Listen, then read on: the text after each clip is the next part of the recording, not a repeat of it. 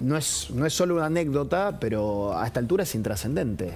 Sabemos que lo armó el gobierno, que armó la alianza, que iban en la misma boleta y ahora trata de encontrar un lugar. Toti Flores, bienvenido, ¿cómo estás? ¿Qué tal? ¿Cómo le va? Recién veíamos encuestas que tienen que ver con intención de voto. Falta una eternidad, ¿no? Con lo cual sirven apenas de cierto barómetro, porque de aquí a un año y medio en nuestro país, que cambia todo todos los días. Pero hay varios datos. Un dato es que en el conurbano el Frente de Todos está mejor de lo que el imaginario cree, al menos según las encuestas. ¿Te sorprende ese número? La verdad que sí, porque en el conurbano hoy se ve se siente la necesidad y el abandono del Estado de parte de la política del kirchnerismo. Yo creo que es donde más eso se expresa, y uno puede decir La Matanza porque es un lugar de pobreza, pero hoy estuve con los hermanos Castañaro en Escobar, y la verdad que ahí me contaban que hay más del 50% de las personas, de los hogares, que no tienen cloaca ni agua potable, y entonces también en esos lugares que parecen que realmente están gente muy acomodada, la pobreza también existe, y hay un repudio permanente a las cosas que están pasando, y yo creo que van echando leña al fuego. A mí me causó indignación este ataque que hace a las organizaciones sociales Cristina Fernández de Kirchner, porque fueron ellos los que promovieron la tercerización en las organizaciones sociales de los planes sociales. ¿Por qué? Porque querían enfrentar a los intendentes que entonces eran de Dualde allá por el 2003, 2004, creo que 2004, 2005, y le dieron todo esto a las organizaciones sociales. Yo siempre cuento que se negociaba por arriba cuántos planes tenían las organizaciones sociales, y a veces le costaba esa cantidad de planes que consiguieran la gente, hacían tipo censo. Entonces la gente firmaba eso y le daban un plan social, ni lo pedían. Estás cautivo de eso. Voy a presentar a mis compañeros. Estimado Alfredo Sáenz, buenas noches. ¿Cuál es tu informe? ¿Qué tal, José? Vamos a hablar de los 3 motores que explican el Festival de Importaciones que habló Cristina. 3 motores son. Sí, 3 motores. Vamos a ver un poco del dólar, el peso, la situación, retraso cambiario. No te quiero adelantar mucho, pero se está dando realmente, por un lado, tiene razón Cristina, que están en importaciones récord, pero no es la razón que explica los problemas que tiene Argentina. Recién, hablando con algunos de los dirigentes de la Cámara de Importadores, están preparando para este jueves un informe. Ese informe va a poner el foco en el Estado, porque dicen que el Estado con la energía es mucho más peligroso que lo que ocurre con 600 empresas, de las cuales son efectivamente 100. Paz Rodríguez Niel, buenas noches. ¿Cuál es tu informe? Buenas noches. Vamos a hablar de la Corte Suprema y Cristina Kirchner. Un fallo muy duro hoy, y te voy a contar cómo sigue. Es la única causa en la que Cristina Kirchner está en el banquillo de los acusados. Tiene muchos efectos el fallo de la Corte. Te voy a contar cómo sigue la causa y cuándo. Francisco Jueguen, buenas noches. ¿Cómo anda usted? Buenas noches, José. ¿Qué tal? Bueno, yo te voy a contar lo que queda después del elogio de Cristina Kirchner a Daniel Scioli. Y Scioli quiso devolverle la pelota como si estuviera jugando un picado en la ñata redonda, y hoy organizó una cumbre, un raid, de encuentros empresariales para hablar justamente de las importaciones y el acceso al dólar y qué viene con relación a eso, y también te cuento qué piensan las empresas. ¿Hubo algún llamado, por ejemplo, para pedir algún tipo de fondo? Hubo algún llamado. Algún llamado. Vamos a ver qué decía Cristina Fernández, sobre todo de uno de los principales grupos argentinos, Luciano, y quiero hablar contigo. Tiene que ver con declaraciones sobre Techint, con un desconocimiento brutal respecto de cómo se mueven las inversiones a nivel internacional. Veamos lo que decía Cristina Fernández. Si vos tenés una empresa multinacional de la magnitud de Techint, si aparte tenés la posibilidad de hablar con sus directivos y demás, pedirle que los 200 millones de dólares que le tienen que pagar a su subsidiaria en Usiminas, Minas Gerais, Brasil, la financien ellos. O pidan un crédito en el BNDES de Brasil, que lo van a conseguir, y entonces no tengo que darle 200 millones de dólares a 127 pesos el dólar para que me importen. Estas cosas son también usar la lapicera. Estas cosas son usar la lapicera. No hace falta pelearse, no hace falta pelearse, no hace falta pelearse ni agarrarse de los pelos. No. Luciano, ¿el problema es una empresa y la lapicera, o el problema es que hay una brecha galopante? Por supuesto que el problema con las importaciones es que hay una brecha galopante y cuando eso ocurre los incentivos a adelantar importaciones, en muchos casos también lo dijo Constantini, ¿no? Conozco muchos amigos empresarios que sobrefacturan importaciones o subfacturan exportaciones. Sobre todo en y después servicios, lo venden ¿no? al dólar blue. Bueno, no sé, pero yo lo dije en la nota de La Nación que se publicó hace algunos días. La paz cambiaria del primer semestre tiene que ver con el boom de exportaciones que se traduce en el dólar informal a través de mecanismos non santos. ¿Cuánto de eso en un mercado muy chiquito? Probablemente no explique toda la magnitud del problema importador. Pero obviamente todos los sistemas cambiarios duales con brechas cambiarias tan grandes terminan colapsando por la caída de reservas. Pasó entre 2011 y 2015. Pasó ahora con este nuevo cepo que siguen cayendo las reservas. Cada vez que el gobierno estaba al borde del precipicio pasaron cosas, por ejemplo la primera suba de la soja en el año 2021, más el mecanismo un poco turbio de intervención que generó el Banco Central.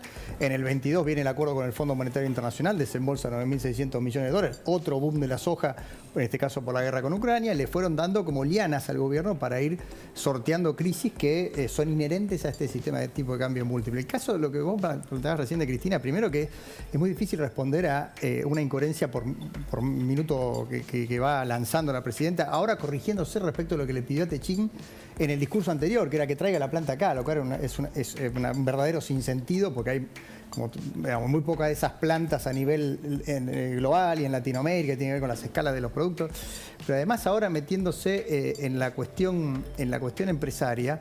Y yo creo que esto tiene que ver con un vicio de algunos políticos tan acostumbrados a los negocios que les gusta meterse en la cuestión empresaria porque se sienten como parte del Estado y por la corrupción se sienten parte de por la corrupción negocios. de la obra pública. Claro, ellos como que no les gusta, se quieren meter en los negocios empresarios, se quieren poner una lupa porque en algún punto sienten con esta idea patrimonialista que tiene el kirchnerismo del Estado, es que si alguien hace plata con una licitación también tiene que asociar al político. O no tiene relación esta injerencia que hace siempre en las actividades empresarias, Cristina, sobre todo las que están ligadas al Estado, con las causas que Paz nos va a contar en un minuto que tiene la presidenta de Vialidad. Es un hábito que se les nota meterse en los negocios empresarios privados porque les gusta ser parte de esa discusión. Y cuando Cristina se mete en el primer discurso hablando de esto, diciendo una barbaridad, como que traigan la planta acá, que es imposible, porque son varios miles de millones de dólares para traer la planta acá, con una economía que es así chiquita, es una escala muy grande, es muy pequeña, ahora se mete con otra cosa. Y creo que responde a este vicio oculto de buena parte de la clase política. Este vicio que tiene que ver con las importaciones. Mirá, información exclusiva de Mesa Chica que tiene que ver con algunos datos que tenés que conocer. Por ejemplo, el 70% de las autopartes que se utilizan para producir coches terminados en la Argentina vienen del exterior. O sea, si no tenés los insumos, si no tenés los dólares para pagarlos, no se producen los autos, no se producen los autos, no se exportan, si bien la industria automotriz es una de las principales demandantes en el caso de los dólares, los verdes dólares. Mirá la otra placa que tiene como protagonista A, los medicamentos. Si vos no tenés dólares, 55% las drogas que tienen como insumo los medicamentos y las farmacéuticas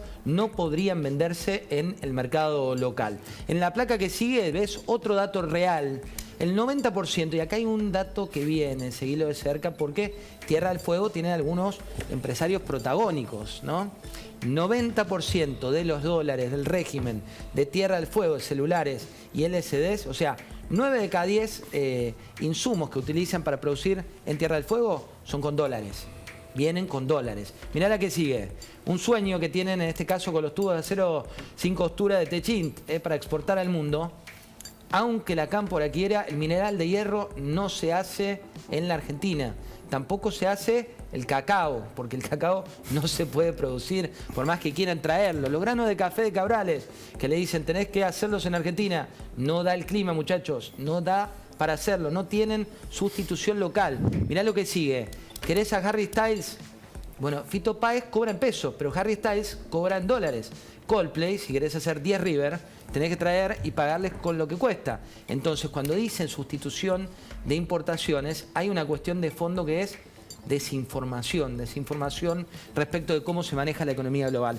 Vamos a la última placa, mirá. 60% de los insumos que se importan fíjate este número, 60% de los insumos que se importan no tienen alguien que lo pueda hacer localmente.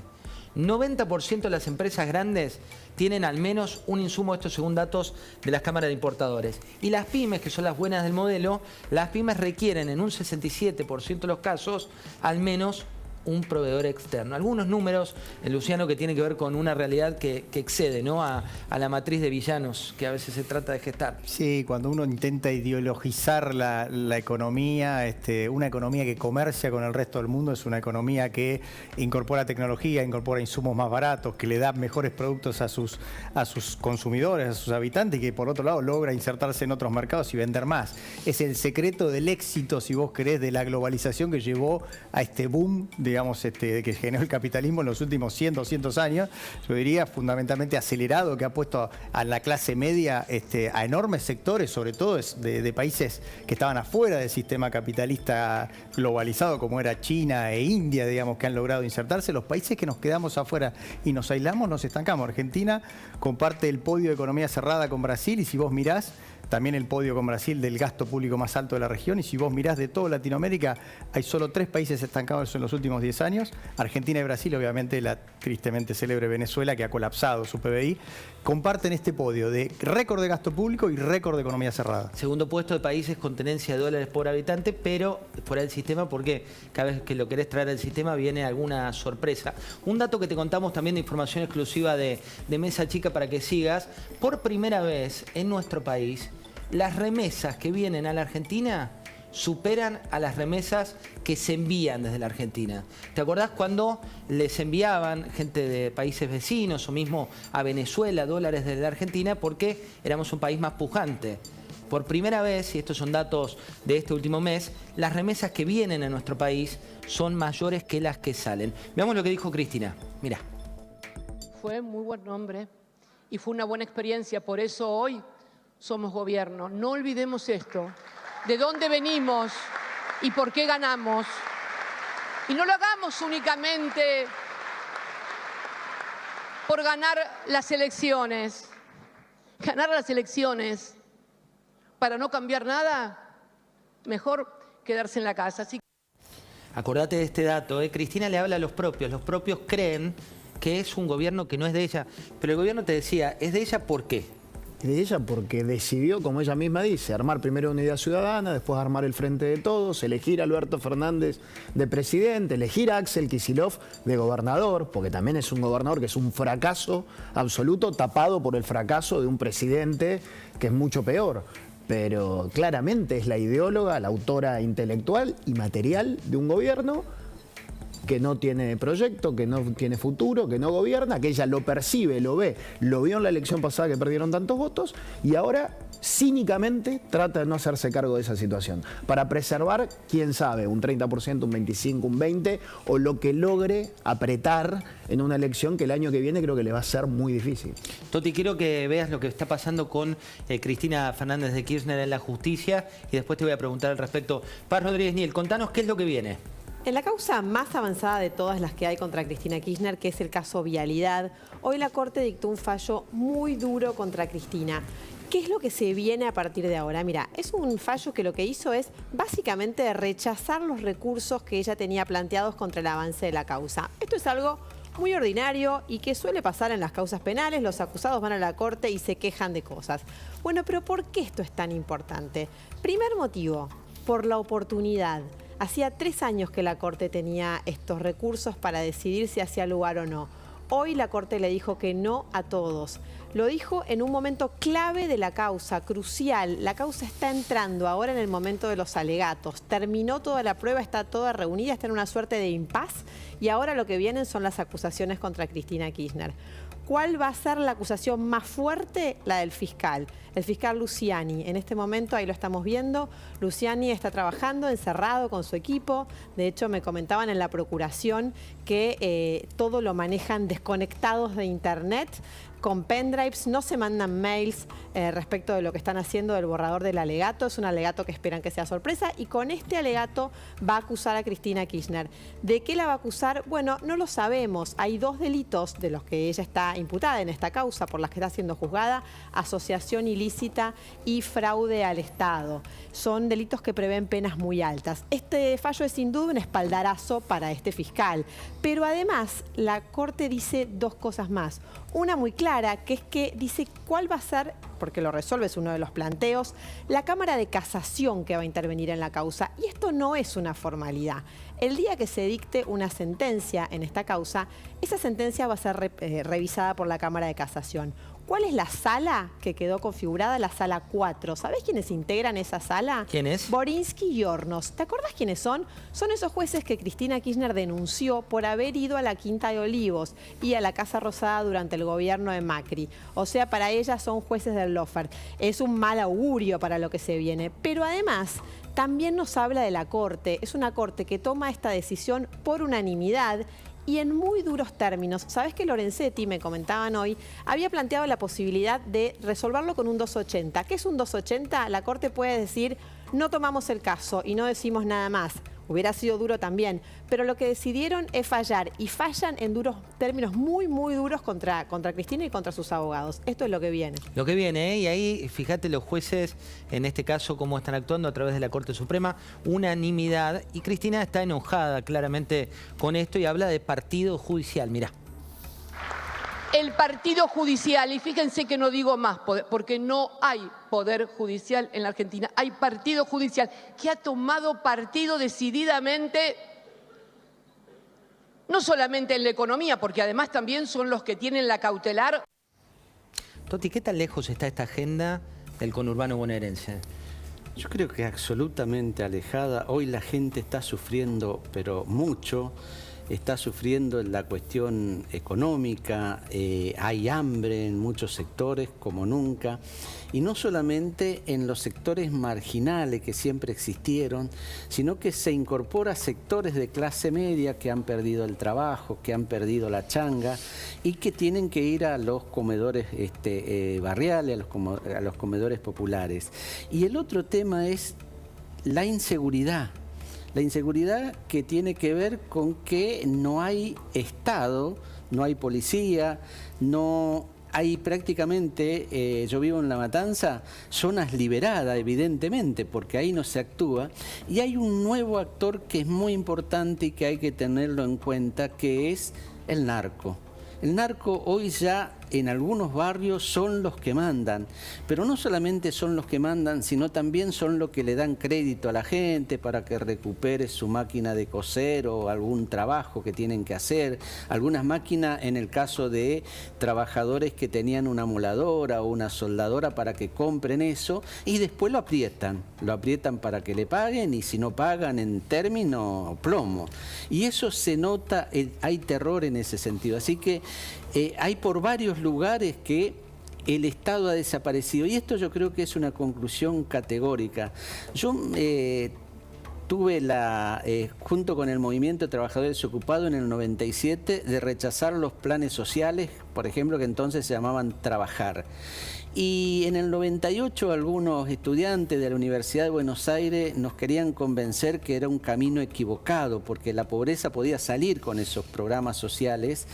Y nosotros obstinadamente decíamos que no, y nos hicieron hacer una encuesta. Y en las encuestas, que lo hicimos nosotros, que no tenía ninguna duda que eran correctas, la conclusión fue que alrededor del 80 y pico % de la gente decía que la salida a la desocupación, que ya tenía importante sector en esa situación, la salida era plan de obra pública. Y después había otra pregunta que era, y si no era eso, ¿qué tenía que hacer? El 77% de la gente decía, el Estado te tiene que dar trabajo. Y la otra pregunta, 60 y pico % era que las empresas tenían que recibir subsidio del Estado para generar trabajo. Todo estaba ligado con relación al Estado. Nosotros obstinadamente seguimos creyendo en que no era por ahí por donde venía la cosa, y hoy cuando vemos las encuestas, cuando hablamos con la gente, identifica que el tema de la pobreza no lo resuelve la dádiva, todas estas cosas que hoy tenemos, sino que es la producción, que es la posibilidad de tener riqueza y todo eso, y en una sociedad que tiene que liberarse, porque el yugo del Estado sobre los sectores más pobres es tremendo. Por eso me indigna a mí cuando Cristina dice descaradamente algo que ellos mismos han creado, ahora en contra, como si fueran, cebado por la encuesta seguramente, como si fueran inocentes lo que estaba pasando, porque está, yo creo que denigrando también a los que le hicieron posible ganar, que son los punteros. Yo no estoy de acuerdo con el sistema punteril, pero son esa gente de un desprecio absolutamente a la gente. Esa es lo que hoy está pasando en el conurbano, José. Está complicada la situación, necesita un poco de fuerza, optimismo, siempre para adelante.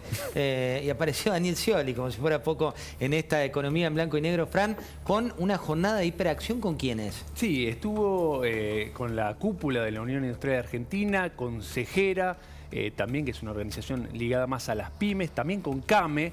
Ahí está con José Ignacio de Mendiguren, el presidente del BICE, fue el primer encuentro que tuvo. Foto de futuro, ¿no? De la nueva Argentina. Foto de la nueva Argentina. La nueva Argentina. Vos sabés que Cristina ayer habló de un festival de importaciones, apuntó a las empresas, y lo primero que hizo Daniel Scioli fue armar una agenda de minicumbres empresariales para escuchar a los empresarios y para advertir de lo que se va a venir, vinculado obviamente con las compras al exterior y el acceso a los dólares. Quiso dejar un mensaje de que no van a faltar dólares para dos cuestiones: para los insumos, o sea, para la producción nacional, a pesar de que ya hay algunas trabas vinculadas al tema de los insumos, y lo que está vinculado a la energía. Y allí dijo, cuidado, se vienen 2 meses muy duros con relación a las importaciones de energía y al costo de las importaciones de energía. Allí dijo, sí, vinculado a los bienes finales, José, que puede haber algunos cambios en algunos mecanismos de administración de comercio, o sea, de más trabas a las importaciones, o readecuaciones del actual sistema. ¿Qué dicen las empresas? ¿Qué ven las empresas con relación al futuro de las importaciones? Bueno, en una muy importante, lo que están diciendo es que va a haber probablemente más llamadas de Daniel Scioli, empresa por empresa, para ir restringiendo algunas de las importaciones, probablemente algunas trabas de acceso al mercado único de cambios. Hablan también de algunas restricciones a las compras con tarjetas en el exterior. Atentos con esto. El Banco Central y el Ministerio de Economía siguen negando un super cepo. Y en otra empresa también muy importante, una gran importadora, lo que están diciendo es que pueden pasarse todo a licencias no automáticas. Esto implicaría volver a las conocidas de JAI que impulsó Guillermo Moreno y que extendió Axel Kicillof, y que tuvo en contra un fallo de la Organización Mundial de Comercio. Obviamente no funcionaron, ¿no? Dos datos importantes. Hoy hablando con uno de los principales banqueros, que mañana se va a reunir con Martín Guzmán, el titular de la cartera de Economía, que le va a presentar y les va a pedir a los bancos que lo acompañen con estos nuevos bonos.